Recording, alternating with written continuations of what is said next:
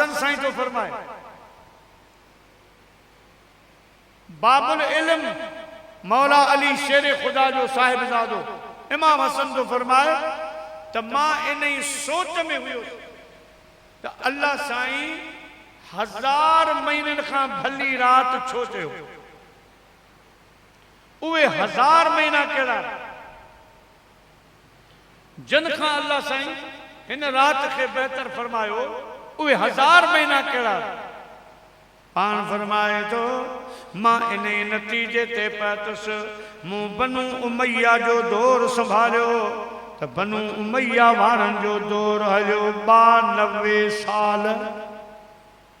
घना साल 52 साल ऐं जेको दौर हिनन जो दुखियो हो वे तकरीबन 1000 महीना बनु उमैया वारन जा इन नतीजे ते पास अल्लाह साईं पंहिंजे महबूब खे फरमायो सोना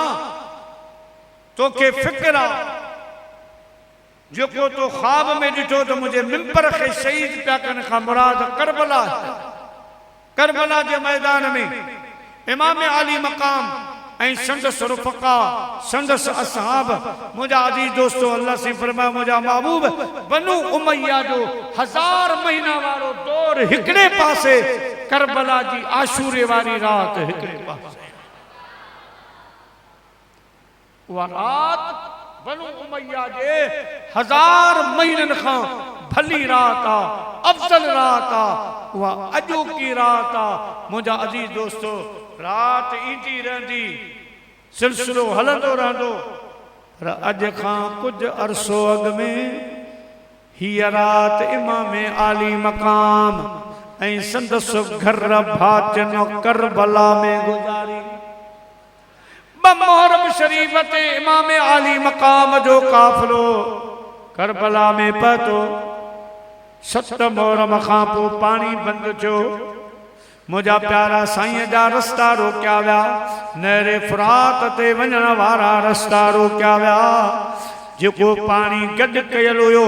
सो 7 तारीख़ ताईं बंद थियो 8 9 10 ये 3 ॾींहं 3 रातूं इमामन पाकन जे खैमन में पानी कोन हुयो पानी जो ज़र्रो भी कोन हो एतिरो पानी कोन हुयो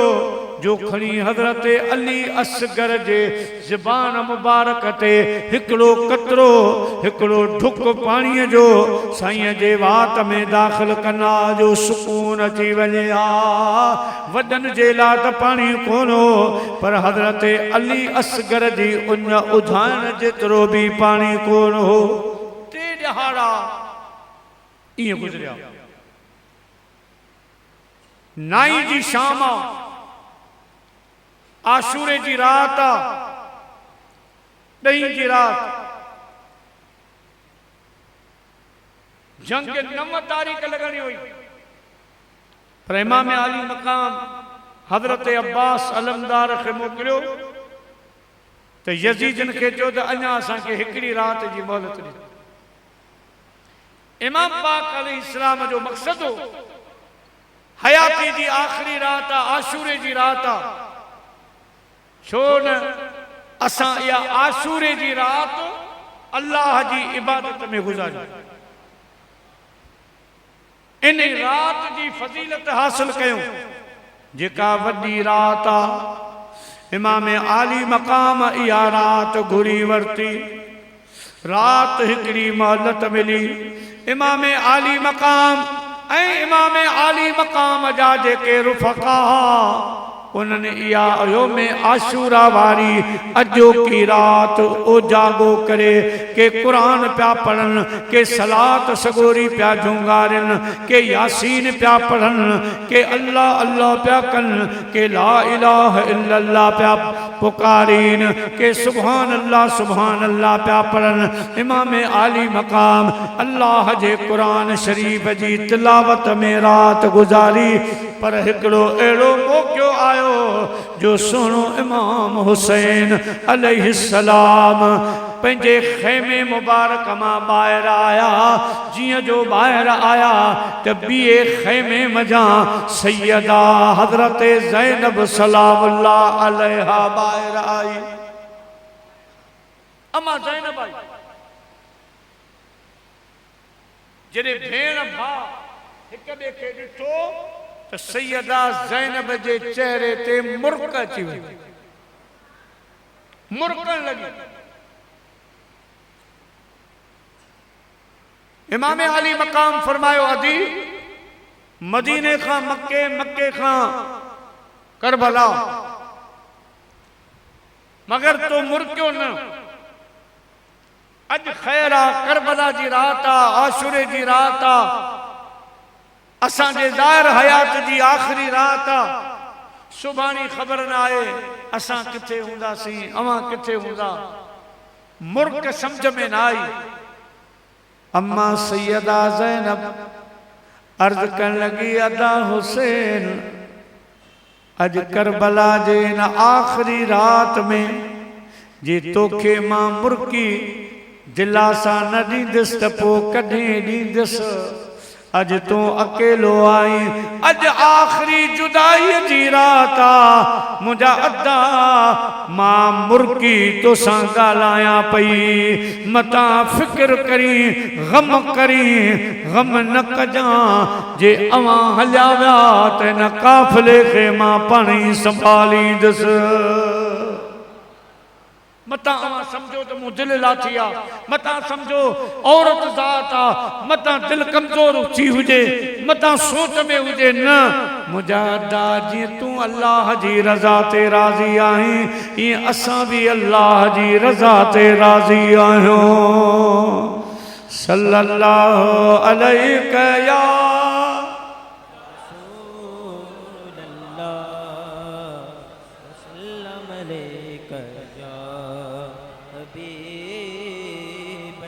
सल्लल्लाहु अलैहि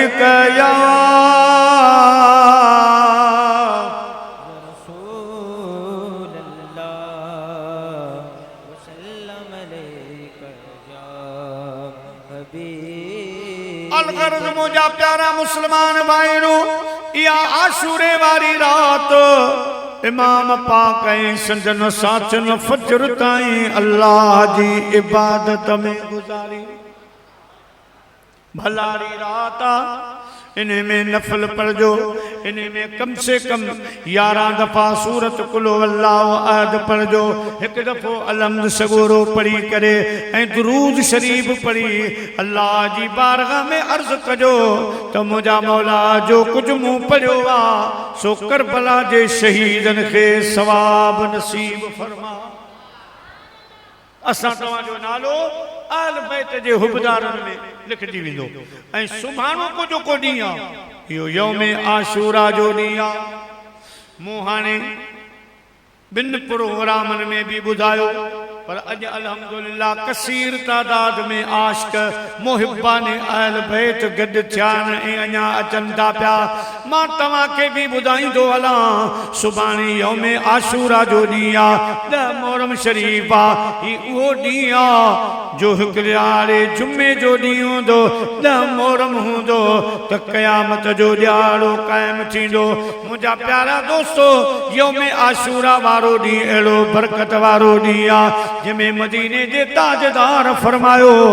जेको आशूरे वारे ॾींहुं सुबुह जो गुस्ल कंदो या इन ॾींहुं में कई टाइम भी गुस्ल कंदो, अल्लाह ताला उनके वरी आईंदा साल 10 मुहर्रम जे आशूरे ताईं वॾी बीमारी खां महफूज फरमाए छॾींदो। पंहिंजे घर वारनि खे बि ॿुधायो, पंहिंजे बच्चन खे भी गुस्ल करायो।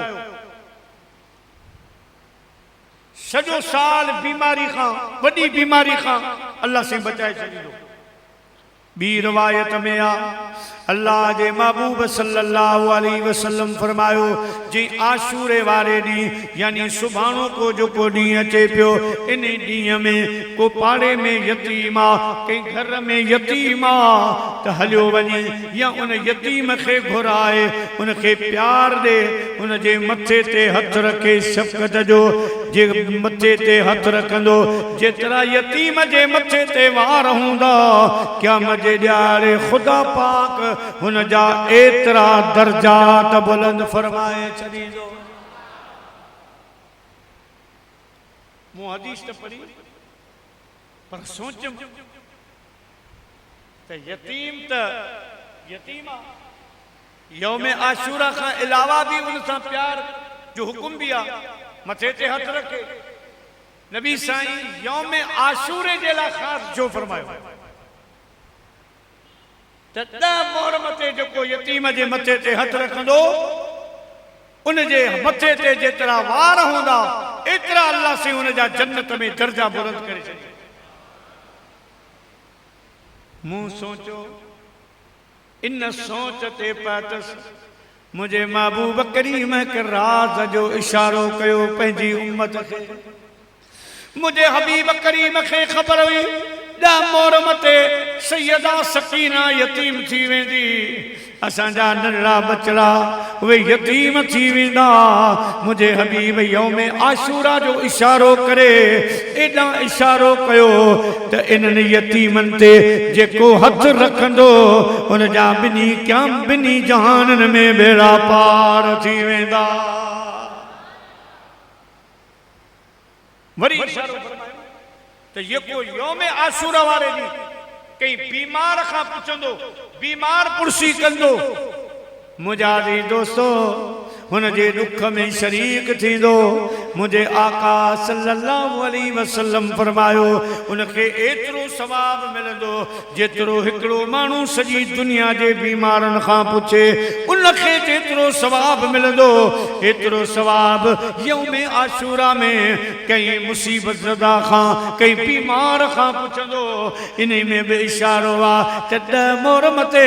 असां जे अहल बैत जो काफ़िलो जी वक्त में करबला में अकेलो थी वेंदो अकेलाई में कूफे जो सफर कंदो कूफे खां दमिश्क रवानो थींदो ओ मुसलमानो इन ॾियारे जे असां जी न्याणियुनि जी ख़िदमत कई जंहिं न्याणियुनि खां पुछो उन्हनि जी मदद कई उन्हनि खे मां एतिरो सवाब वठी ॾींदुसि जेतिरो सवाब सॼी दुनिया जे मरीज़नि खां पुछण जेतिरो हूंदो आहे। यो इशारो यौम आशूरा में बे करबला के तरफ वजे थो जो मुझे महबूब के खबर हुई त इमाम ज़ैनुल आबिदीन बीमार हूंदो बुखार में हूंदो आर्याणियूं परेशान हो तकलीफ़न में हूंदो जेका मुझी उम्मत इन्हनि जी ख़िदमत कंदी जेका मुझी उम्मत इन्हनि खे संभालींदी ऐं हज़रत ज़ैनुल आबिदीन खां पुछंदा उन्हनि खे एतिरो सवाब आ जेतिरो सॼी दुनिया जे बीमारनि खां पुछण जेतिरो सवाब आ। अल्लाह जे महबूब फरमायो जेको इन ॾींहं ते पंहिंजे घर में ख़र्च कंदो यौम आशूरा वारे ॾींहुं मिठाई वठी आयो फ्रूट वठी आयो या ॿियूं कजे शयूं वठी आयो पंहिंजे बच्चन खे खाराए थो पंहिंजे बच्चन खे मुजादी दोस्तो ख़ुशि थो करे अल्लाह जे महबूब करीम फरमायो अल्लाह ताला हुन जे रिज़्क़ में सॼो साल बरकत रखंदो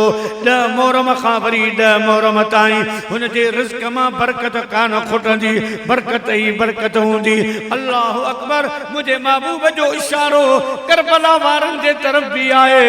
तो जेको पंहिंजे घर ते ख़र्च कंदो उन जे रिज़्क़ में सॼो साल रहमत बरकत जो रहंदो पोइ जेको इन 10 मुहर्रम ते असांजे घर भातियुनि जो असांजे मुसीबत वारे मुसीबत ज़दा काफ़िले जी मदद कंदो उन्हनि खे जेको पानी पियारींदो उन्हनि खे जेको मानी खाराईंदो उन्हनि जी जेको ख़िदमत कंदो त उन जे रिज़्क़ में खुदा क़यामत ताईं बरकतूं रखंदो। जॾहिं अवां जे अयाल ते यौम आशूरा में खर्च करण जो एतिरो सवाब आ त मुझे आल बैत के जे यौम आशूरा वारे दी साईं के खबर हुई त यौम आशूरा वारे दी मुझो आल बैत मुझो घरानो बेयारो मददगार होंदो जिन वट पानी पीण जे ला न होंदो जिन जे ला मानी कान होंदी अल्लाह जे इस महबूब इशारो कयो तुंजी रमज़न खे मां छा जाना जमे इनकार भी आ एक